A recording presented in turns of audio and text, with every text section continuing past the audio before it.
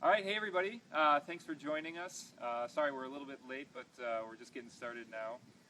My name's Brett Little. I'm the Executive Director at the Green Home Institute, and welcome to our first ever Facebook Live broadcast as part of our online education series that we're doing.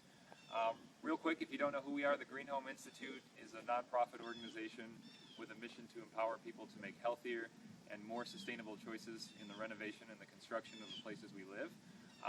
We're headquartered in Grand Rapids, Michigan, and we oversee training, education, and green building certification throughout the Midwest. I'm here today with the designer and architect of this project, Michael Carlson, as well as Greg Mulder from Kaufman Electrical, who worked on the solar. And then the builders, True North Homes, right? Homes by True North. Homes by True North. Alex here, who's going to be talking about the construction of the process. So we're going to be doing a virtual tour for all of you to join us. Come on inside. As we're going throughout this, please don't hesitate to ask any questions. And our communications director, who's manning the camera, Angela Top, say hi, Angela. Hello. Is going to be facilitating the questions and getting those answered. So we're going to be going through about another hour here, and at this point I'm going to just real quick have our other presenters just quickly introduce themselves and then their business, and then we'll get going. So why don't we start with you, Greg? Kaufman Electrical Equipment. We basically supply the solar system. You see on the roof here, it's a 7,200 watt system. Basically should provide most of the power for the house. And we also work on integrating high efficiency LEDs and high efficiency heating equipment in designing net zero homes. I'm Alex Guzin with Homes by True North, and we were the builder for the project. And I'm Michael Carlson, Carlson Studio Architecture.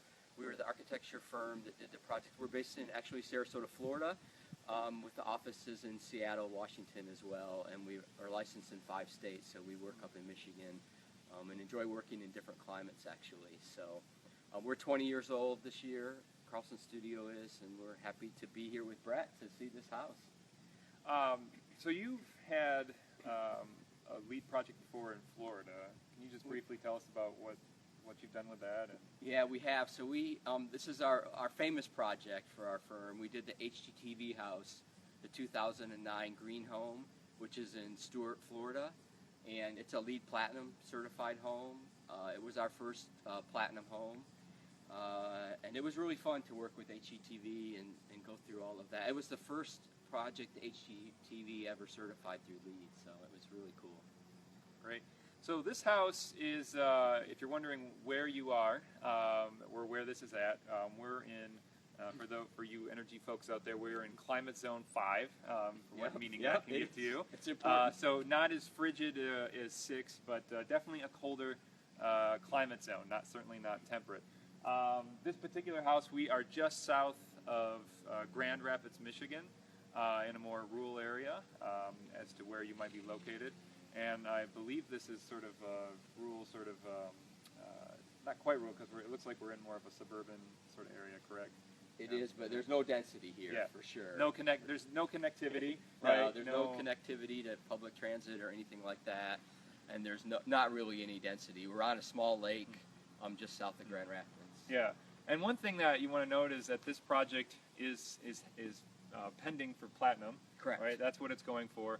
And a lot of times folks believe that Platinum projects have to be in urban, dense areas to pick up a lot of those location points for busing, biking, community resources. But I think this kind of goes in the face that if you put your resources into other areas such as energy efficiency and water conservation and site and community, that you can have a nice LEED Platinum home that's not in an urban area. Yeah, and absolutely. So we'll show you that there today. So real quick, you can take a look at the house and you can see that we've got solar energy at the top. You might be able to see it a little bit up there. So Michael, why don't you talk to us a little bit about the commitment of using the sun both in a passive and through photovoltaics for this project? Sure. It's really the key to the design solution is the passive solar features, and then we supplement it able to put PV on the proper roof area. So you're looking at the south face of the house, but the main body of the house actually faces about 35 degrees west of south, and that was the lot we were given, and that's the views to the lake. So panels are, there's this funky shaped roof up there. It's kind of trapezoidal, it looks like, from down here. And what we did with the design is we actually took the biggest area of roof and we rotated it 20 degrees to the south. So that main roof area up there is actually within 15 degrees now of due south, which is an underlying LEED criteria. You don't get a credit for that in our particular case, but we'd like to see the PV within 15 degrees of due south. So it actually, besides giving us great exposure to the sun all the time, all year round, it made the house, twisting the house 20 degrees in the middle of the house, created beautiful, very cool spaces inside. So it does do what it wants to do passively, but we also utilized it to really create beautiful indoor spaces that are a little bit, they're not rectilinear like you're used to in a regular house. So when we go inside, you're going to see these dynamic spaces, these ceilings that don't, they rise from low to high, but they do it at a different angle than this room is down below, so it really works out well. Energy Star shingles, you can see the white shingles to keep the heat from coming in the house. And all this south-facing roof, you could actually add more PV on this house in the future as costs come down and things, everything works better in PV. And so anyway, so this is the southern exposure. Lots of roofs, lots of potential. We did actually choose not to do solar thermal. We're actually making energy through the PV that supplements the house and creates the electricity to heat the water. And that was I think Greg's suggestion in the end. It was that the solar thermal wasn't necessarily a great solution in this particular house, but we could have done it, and we still could do it in the future as that becomes more cost effective as well. Correct. So, I mean, it's really the key to the design is the passive solar orientation and being solar ready and putting just over 7 kW of PV 7 on that kW. roof. Yeah, So- can you tell us a Yeah, little the bit about actual- these solar panels? These are basically made in Michigan panels. They're actually made in Traverse City, or just south of Traverse City. And they're basically 300 watt, 72 cell panels. They're in 2 strings, so that we basically maximize the strings. We're using a low voltage startup inverter with maximized strings, so we basically are getting the most power that we can out of the system. We did, when we actually looking at a solar thermal, we actually had a solar thermal system that we can actually put on the bottom of the panels, so you don't have a separate racking issue. It just, based on the way the usage of the house and how it was being used, just didn't quite make economic sense. And so I see you actually have some extra space on the roof, so you were saying there might be an ability in the future to add more solar if you needed to. Is that something that can be plugged in pretty easily? Yeah, basically could easily put in a second system underneath the existing system once we find, but a lot of it is also based on the energy efficiency of the house. We may actually find that it's not necessary. So it basically makes more sense to see where the power is, usage is, and then because this should produce close to 8,000 kilowatt hours a year. There is actually a metal roof under the PV panels as well, Right. which is a much longer lasting roof system. True. It's more expensive, obviously. Metal is more expensive in the front end, but it's actually less expensive in the long term through the life cycle cost. But we did choose to put it under the PV panel so it would be there for longer than the PV panel, so you would never have to remove the PV panels, change out the shingles, Yeah. put the PV panels back up. The metal roof will be there forever. And so. typically those metal roofs have recycled content in them. Yeah, and yeah. Like you said, they're gonna last forever there. Yeah. And the PV panels are designed so that the warranty on them is they'll produce up to 80% of their power for 25 to 30 years. And they will continue to produce power beyond that. So you really, when you're looking at PV, you want to design a roof that's designed for at least a 30 to 40-year life, so you don't have to take them down the road, because it is a permanent design. Yeah. So Is it really the metal roof kind of because of the PV there? Because I see, you've got shingles on the rest of the house. Was it more of just so you didn't have to replace that? Right. Is that? Well, ideally, if we had an unlimited budget, we would Right, put metal yeah. everywhere, Right. and we didn't. Yep. No project has an unlimited budget, Sure, you at gotta least make not that I've worked on. Yeah. And so we decided to use it in the place that made the most sense, which was the place that would be the hardest to change out the shingles. So yeah, we put our money where it made the most sense. I think one other benefit of doing that also is that with the standing seam metal roof, we didn't actually have to penetrate into the roof system to anchor the racking. We were able to use a clamp that clamps right to the seam. That's a really good point. So from a durability standpoint, that was a big positive as well. Yeah. Yeah, I'm glad you brought up durability. One last thing as we're in this area is, one of the small portions of LEED that doesn't get highlighted too much is durability and keeping water away from the house, keeping the house from rotting. Typically you'd think this is always built into projects, but sometimes it gets missed. So, I'm looking at it, you've got downspouts here directing the water. It looks like away from the house, maybe into the landscape. Into a rain garden, into the rain garden, and then obviously I'm assuming it's sloped towards the lake here to keep the water down. So maybe you can talk a little bit about that. Sure. Well, a few things. So it is a very durable design. So it's got hardy plank horizontal siding, which is cementitious. It's not wood, so it won't rot. It'll stay just like it is. It's like putting cement on the side of your house. And we did use some of it's a cement-based wainscoting there of the stone. It's simulated stone from Borel to kind of keep the base of the building protected.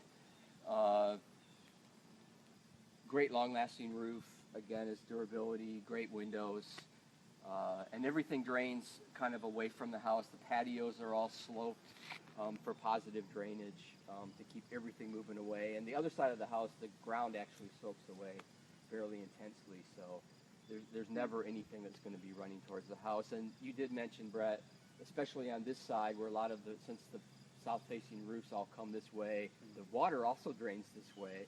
So we've been able to pipe that water underground, and it actually comes up into the rain garden. And the sand is the soil is sandy, so it's very pervious. So what we're trying to do is percolate all the natural rainwater right back into the aquifer, just like the house wasn't here. And we're able to do that through the rain garden. Well, why don't we start heading on in and then talk a little bit more about the site and landscape. All right. Yeah. All right. Great. Well, thanks for all of you who are just finding your way into the Facebook Live feed for this project here. My name's Brett Little. I'm the executive director here at the Green Home Institute, and we're just south of Grand Rapids, Michigan, at this LEED pending platinum project. And we've got Michael Carlson here, who's the designer and architect, taking us through, as well as later we've got the builders Homes by True North and Greg Mulder from Kaufman Electrical going to be joining us as well. So we just kind of talked a little bit about the passive solar and the solar PV features of the home, and so if you missed that, you can catch it later, but we're entering the home now here pretty soon, and we're going to talk a little bit about some of the water conservation and landscaping features. Great. So this was an existing lot, and the landscaping that you're going to see here is all native Michigan plants. So it's beautiful actually and full of color, plus it doesn't have a lot of watering needs. The plants can exist based on the rainfall that happens. The sod and the seeding has just happened, so the grass is not as nice as it will be in a while. But there's actually, if you look down the side of the house, it's actually, there's a turf block system, which is a plastic grid system that sits underneath the ground that you can't see, but it's a black waffle thing. They're black squares about 3 inches square that stabilize the ground, because this is actually where the boat launch is as it comes down the side of the house. So there's a stabilized subbase under all the grass, so that beginning and end of season we can bring the boats down to the lake and bring them back out without having to tear up all the grass. Yeah, typically you usually see cement or a driveway or tracks leading down. So is this pretty unique, pretty standard when you looked into doing this? Well, it's it's not anything crazy. Right. So it's not very standard, like as far as people don't do it very often. Yeah, they usually put in cement or. But it's a proven system. It works well. Actually, where Angela's standing and videoing, this whole front yard is actually all this turf block system. So when we have overflow, actually you can see it as the grass is, you can see it right there actually, as the grass is filling in. But the client often has a lot of visitors, especially in the beautiful Michigan summers. So you can actually park, when the parking fills up on the street, you can actually park on this grass. You can get 4 or 5 cars out here and on this stabilized subbase. So, but why have asphalt there or pavement there 365 days a year when you might use it 4 days a year? Right. So it's pervious. Again, we're trying to let the hydrical cycle of the rainfall go into the ground like it always has traditionally. Very cool. Well, why don't we go inside? Will you take us in? Yeah, sure. Sure.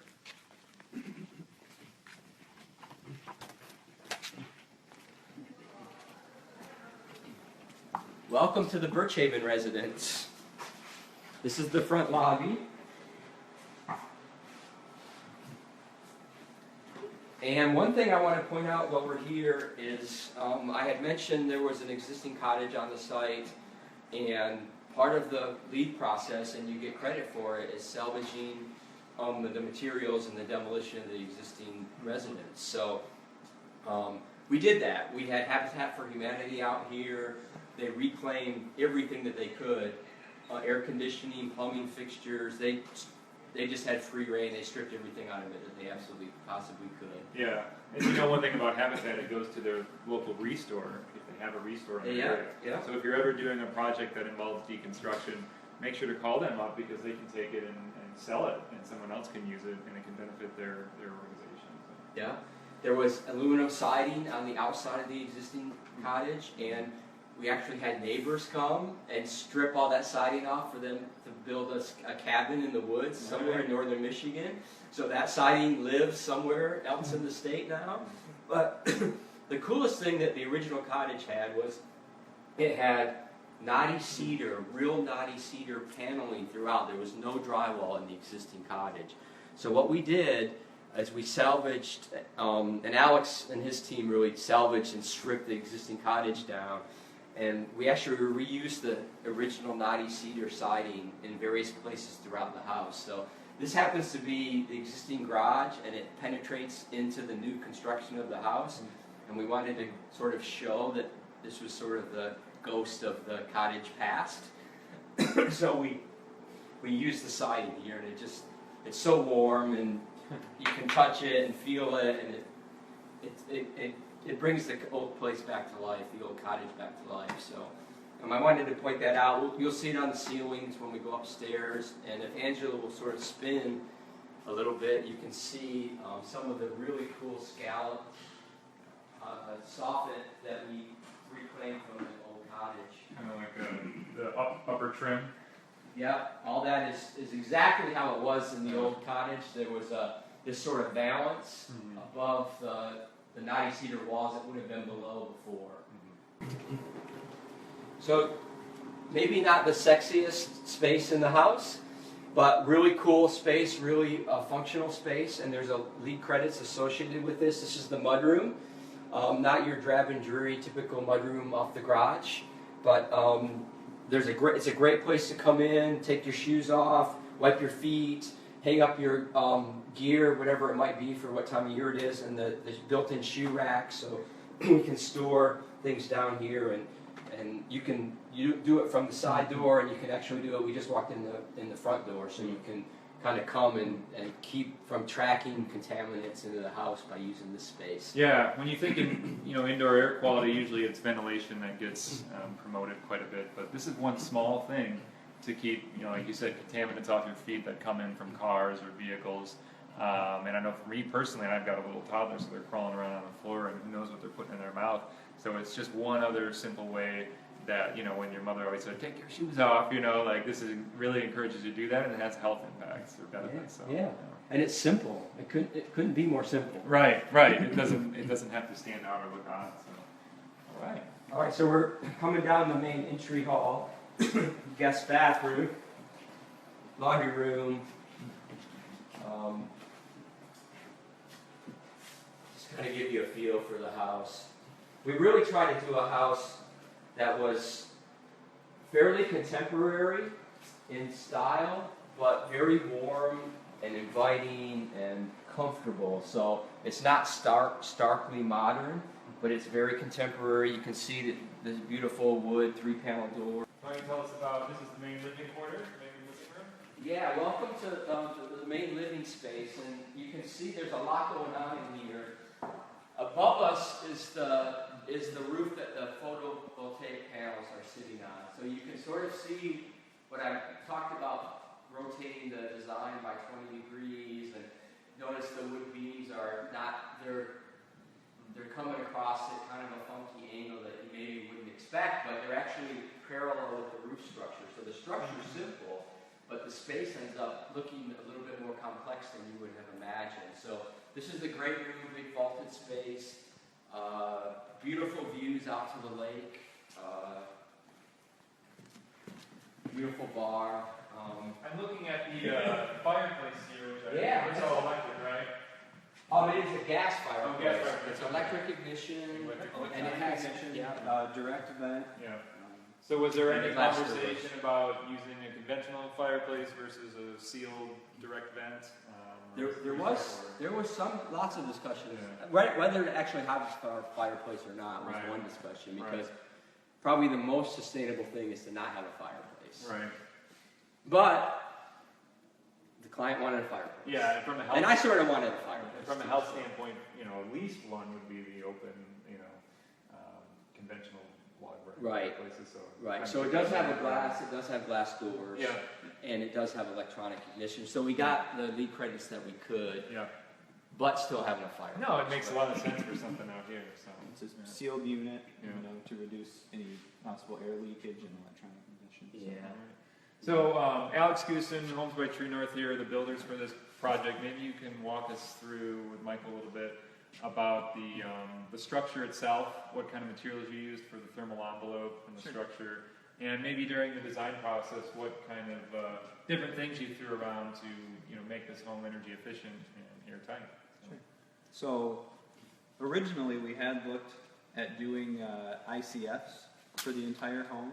Insulated concrete forms. Eventually, though, we ended up deciding to use structural insulated panels, or SIPs. We felt that still provided the energy efficiency we were looking for, but also helped us reduce the cost somewhat from an ICF. The walls of the home, for the most part, are 6.5-inch structural insulated panels, with the exception of these tall walls. On the lake side, we actually needed to use an 8.5-inch just to fit some of the beams and LVLs that were required. Was that custom, or did you have to? No, it's an option offered by the manufacturer. We used Muris SIPs. The R value for the 6.5-inch walls is 23, and for the 8.25 is 29. So still get a good R value. They are much more thermally efficient than a standard, framed wall. For the roof system, this large roof here, and as well as the roof you see across the balcony, we used 10.25-inch thick structural insulated panels. Just in this application with the tongue and groove ceiling, it worked very well. For the front or street side half of the home, we used an engineered truss system with 6 inches of closed cell spray foam up against the roof deck, so that the attic area up there is actually conditioned space, and the ductwork can all be run in conditioned space to reduce any heat losses that way. Can you tell us about some of the materials and resource and environmental benefits of using SIPs?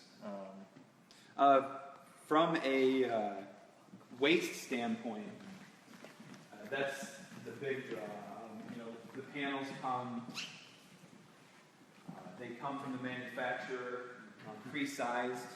Our installer actually just basically sets them up according to the drawing that the manufacturer provides. They have to make some cuts But overall, the big benefit to the SIPs, aside from the thermal efficiency, is the reduction of waste in the framing process. Yeah, it was pretty cool how the panels came out. They all had numbers on them, and they kind of went up in order, and they just started in one corner and worked their way around, and it was pretty cool how it all went up.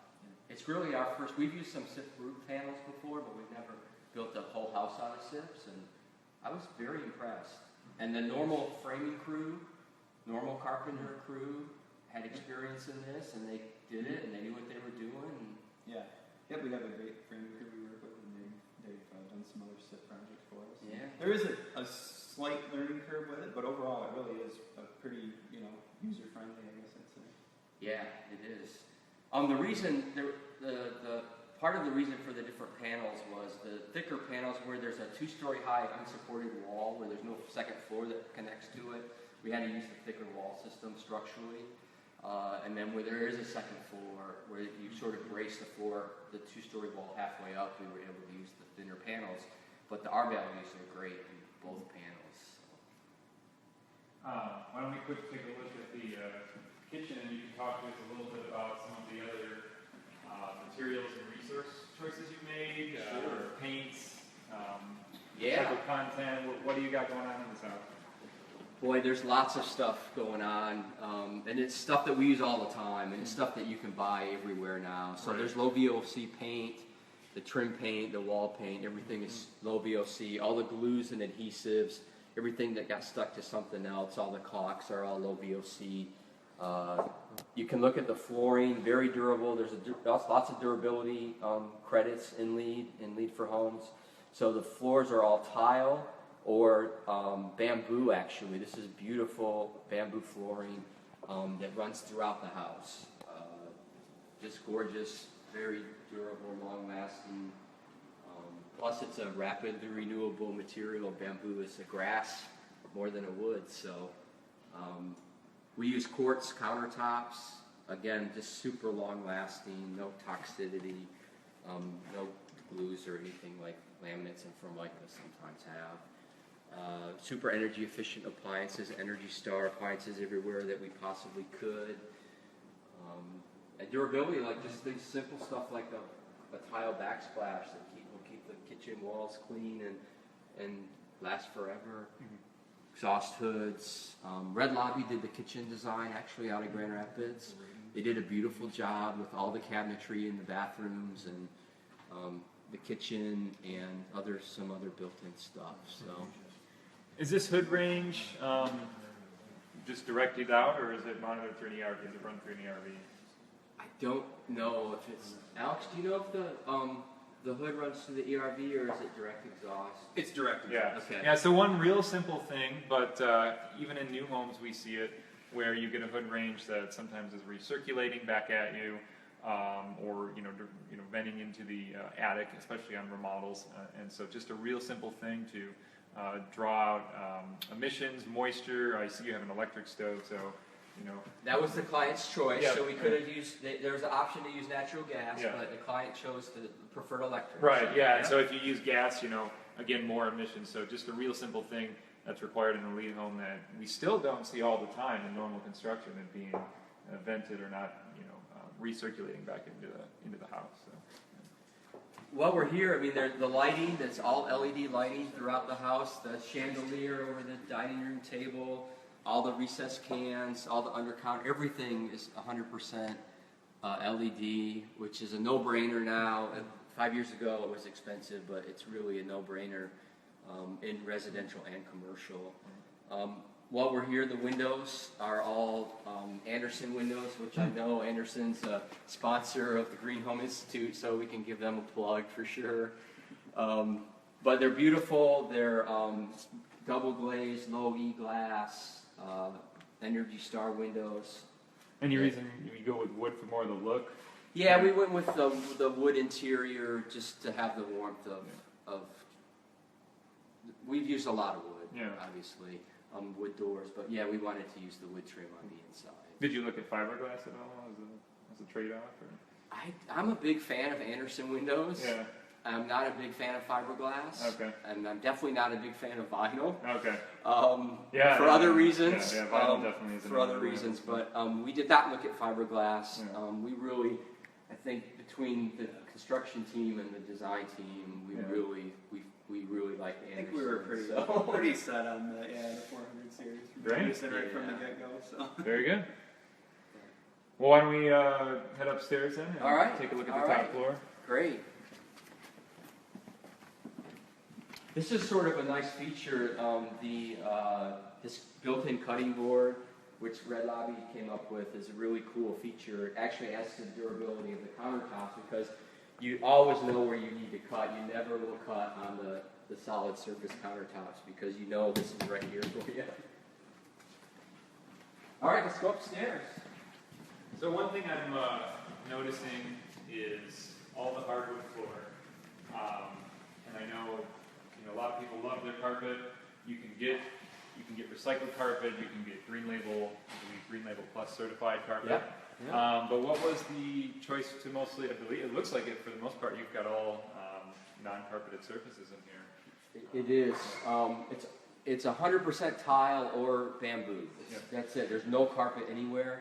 And it was something that we would propose, and it's something that the client wanted to do as well. Carpet's just dirty by its nature, and it collects dust and dirt, and you have to clean it, and it's hard to clean it, really clean it, and get all the contaminants out of it. So this will be a much more clean, pollen, dust-free house forever, and that's what we decided to do. And we try to get away from carpet whenever we can convince our clients that it's the right thing to do.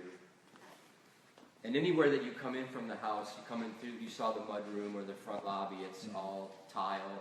Laundry rooms are tile, bathrooms are tile, so anything that has any kind of wet space. Water would be an issue. Yeah, it's all tile, but it's a durability thing. Sure. And I love bamboo.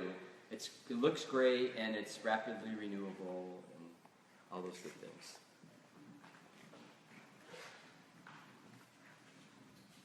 Heavy glue laminated wood structure, twin roof deck, and then the SIP panels are above this whole area, both in the lower ceiling where I'm standing and in the higher ceiling over the great room.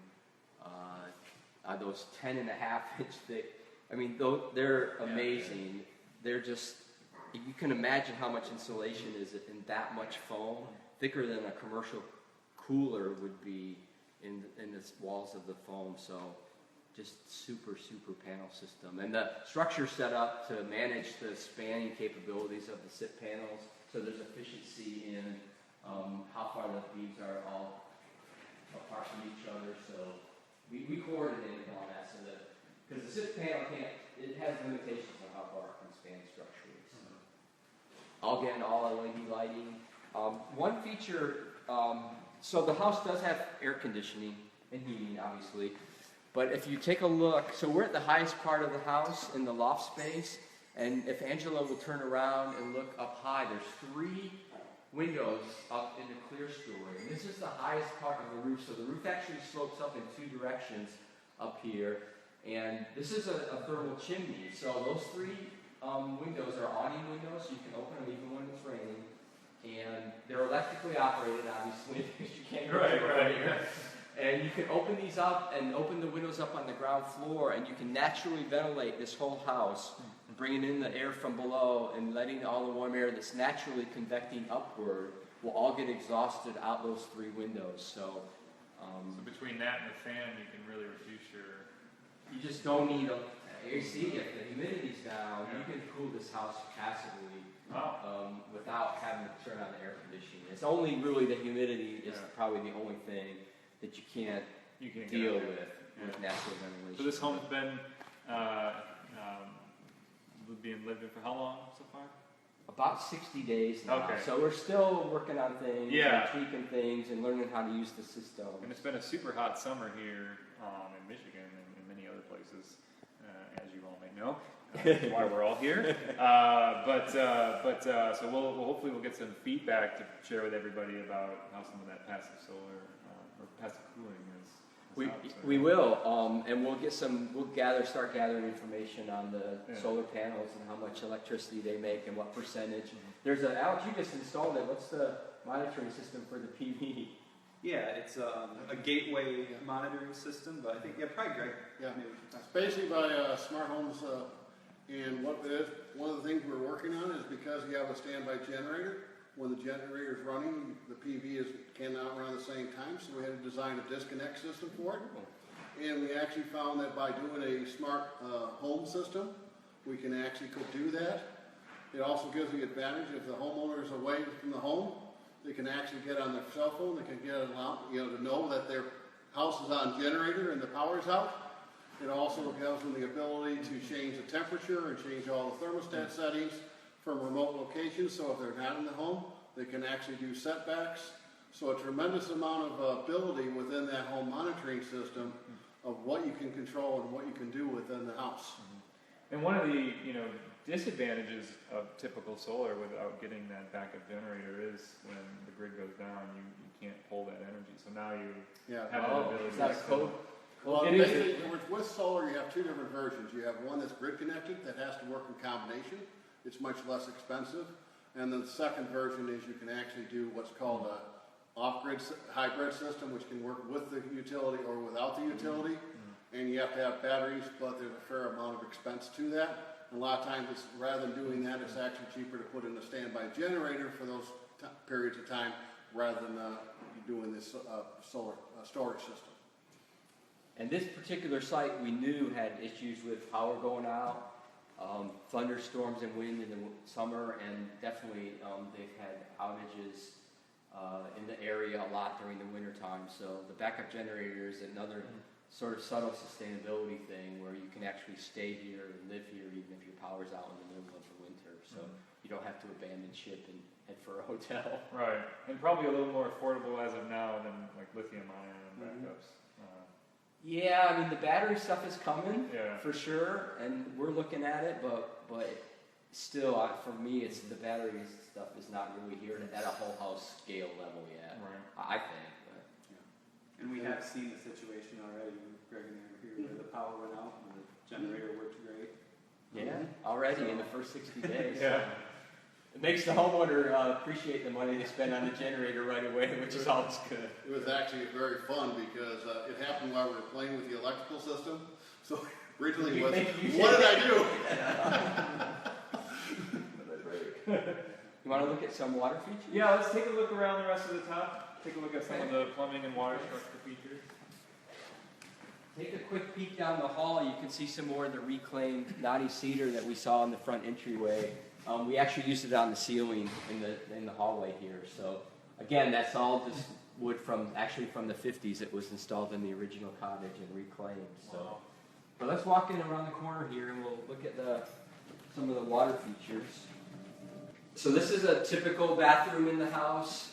It's got low flow everything. It's got low flow faucets, low flow kitchen faucets, low flow shower heads. All the plumbing is Kohler, which we love to use. Beautiful, but it's not just beautiful. It's very water efficient. So really, all the shower heads are water efficient. Faucets. But the toilets are really cool dual flush, which I hadn't seen before. It's not the old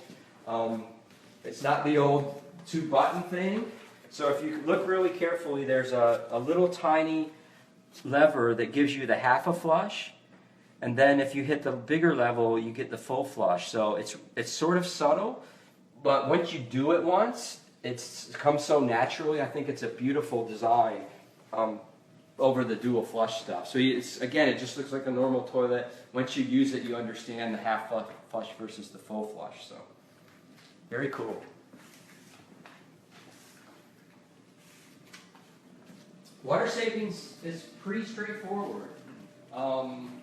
We did look at things like cisterns and gathering rainwater, but it just ended up the math just didn't work. We couldn't really get the tank big enough. We couldn't afford a big enough tank to really manage it properly, so we opted not to. Right. Yeah. Yeah. So decisions, it would be nice, but we just didn't do it. Yeah. I mean, just the low flow toilets, the shower heads, the faucets, and Energy Star appliances really take you a long way. Yeah. Until we can figure out getting the cost down on some of those. We get calls for gray water system ideas all the time, and it's just like, did you start with a lower flow toilet? No. Yeah, Oh. yeah. So- Gray water is especially challenging right Yeah. now. The systems you have to put in to support it, Yeah. it's really hard to make it work. Okay. And water's relatively cheap right now. 10 Yeah, years from especially- now or 20 years from now, it might not be, but right now water is relatively cheap. Sure. So that's kind of the water side of it. Take a quick look. You're actually in the second floor master suite right now. There's actually master suites on both first and second floors, so the homeowner can choose to live where they want to live, and their guests can be in the other master. So it works out good that if you say you're elderly or you've had an injury, you're in a wheelchair, or you're on crutches, you can choose to live in the downstairs master. Or if you like the view from the upstairs, you can live up here. And there is an elevator, so the house is fully accessible, fully universal design compliant, so you can... Yeah, I noticed that when we first walked in, there was what they call a zero-step entrance. Yeah. Typically, you've got to get through 2, 3, 4, 5 steps to get into a house, right? Right. And I noticed the bathroom was walk-in. I assume some of the turning radiuses. The 5-foot turning radius for a wheelchair is built into all the bathrooms, even though it's not obvious, and there's not grab bars, but Right. you could put grab bars in. But the turning radius, all the doors are 3-foot doors everywhere in the house. Right. So you can get into every single room in a wheelchair or on crutches or however you want to do it. So Yeah. And so I know for LEED, there's an extra ID point for universal design accessibility. Did you guys look? we're into looking at what that, those and I think we're requirements going to are? get it. I think we're going to be able to get it. Okay. We will get that. Yeah. Yeah. But universal design is huge, and I think it needs to get built more into projects because it's just something. It didn't cost you really any extra money or really any time as long as you just thought it through on the design side, right? It didn't. Yeah. It didn't cost us. And why would you ever put a Right. 2-foot 2-inch door in when you can put a 3-foot door in? Yeah. Really, for almost the same cost. Yeah. It's really almost the same. So Right. it really is. Just do it. Yeah. It's And I know it affects all ages and all people, even if they don't have a particular mobile disability. right. I look at myself. I lived in an urban inner, 2-story home, Grand Rapids, and I had a toddler, and just to get around that house was, really frustrating. And so I even saw in my own life then that to have a zero step and to be able to get around is huge. And so I think we're excited to see folks like Michael and other designers just putting it in as a normal part of their plan. So. All right.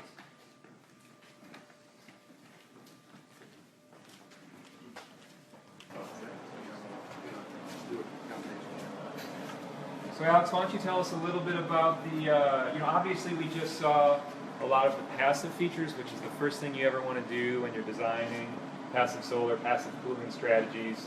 But at the end of the day, especially in Michigan, we're going to need heating and cooling systems to make a comfortable lifestyle. So Alex, why don't you talk to us a little bit about what's in this home?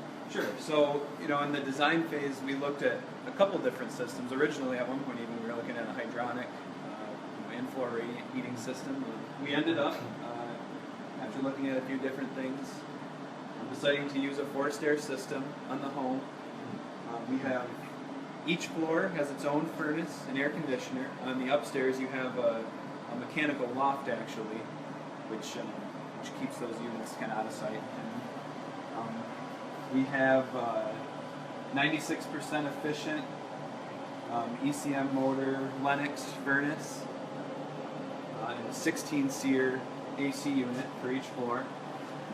The home also has a Lennox HRV heat recovery ventilator to provide outdoor air, provide clean air into the home. The actual system itself is located in the crawl space under the home. What you see here is just the controller. That really, two reasons. One is that with a SIP home, it is required for warranty purposes because the SIPs create such an airtight home. But it also just lets the occupants have fresh air. Not such a big issue in the summer when they probably have windows and doors open a lot, but in the winter when you have the furnace running quite a bit and everything's closed up. So it's really a beneficial thing for indoor air quality.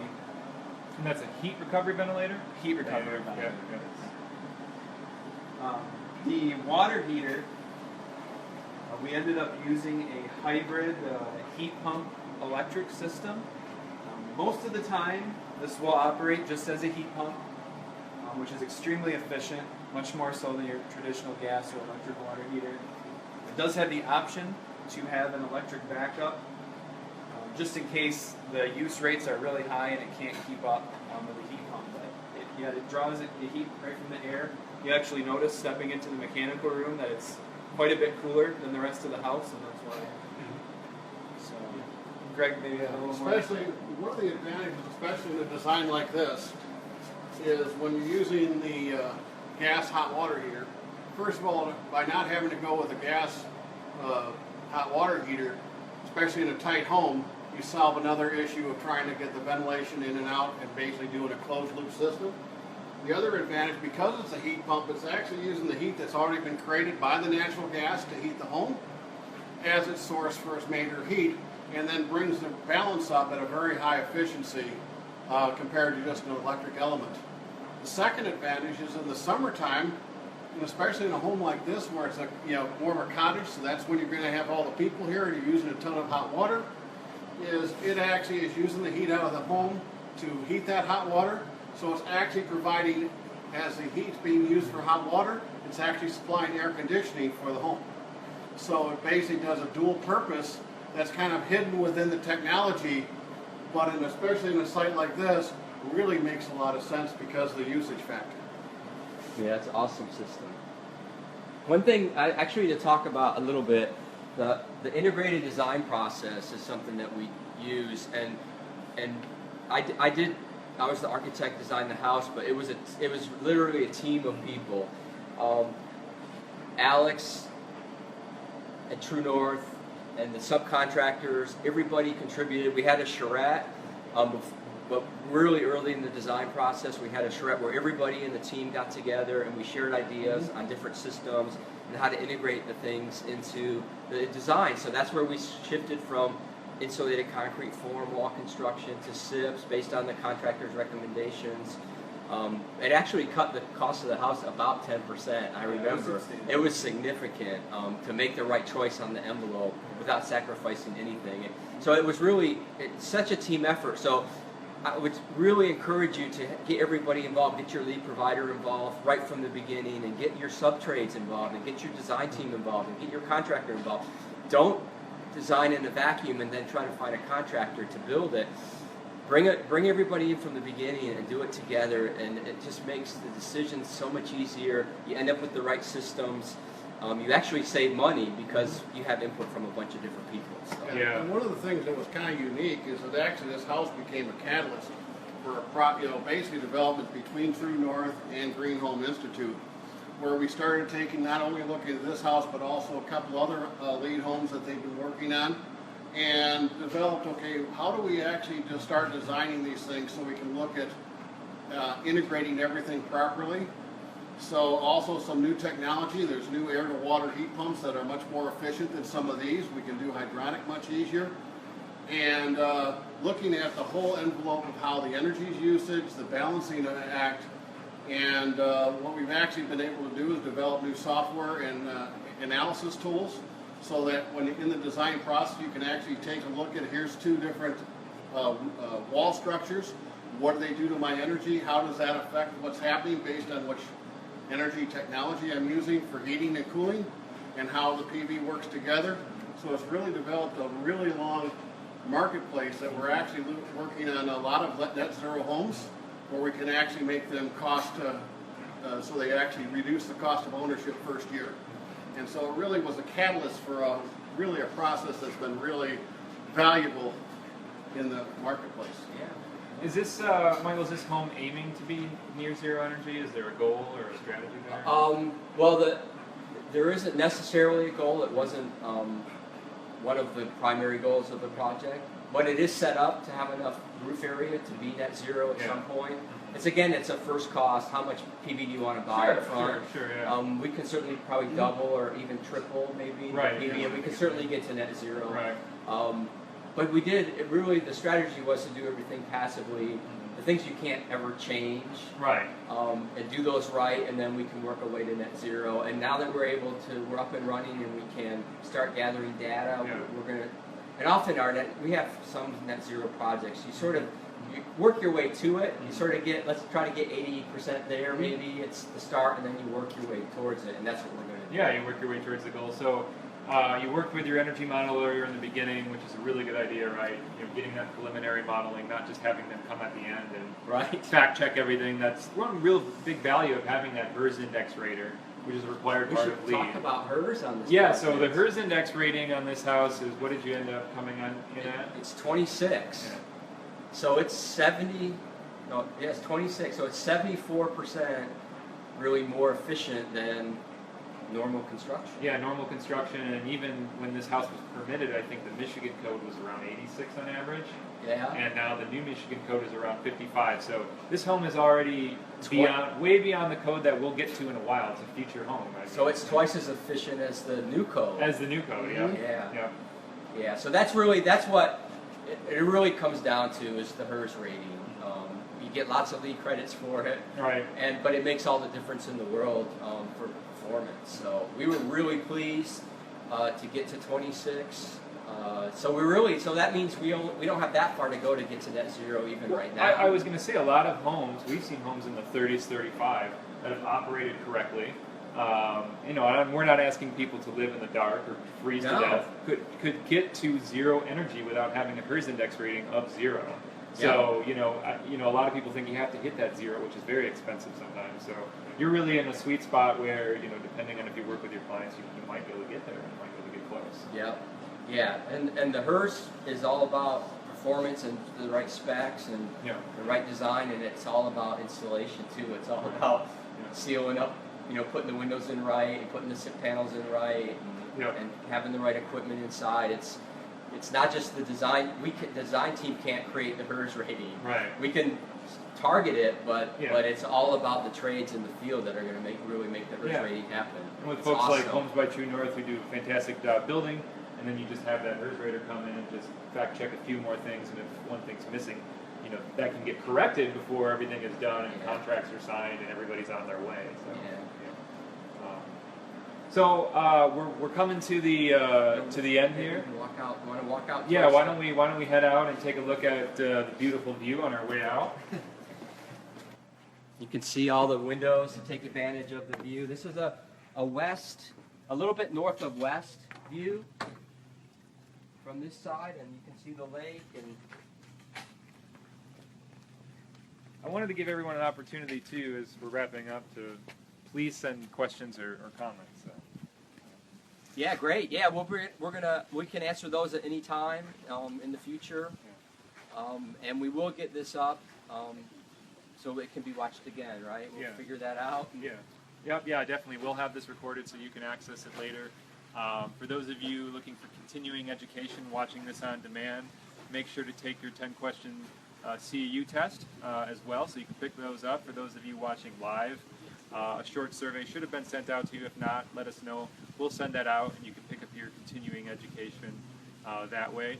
Again, my name is Brett Little. I'm the Executive Director at the Green Home Institute. We're a nonprofit that oversees LEED certification in the Midwest, does training and education on that. And then, Alex, where can people find more information about you guys?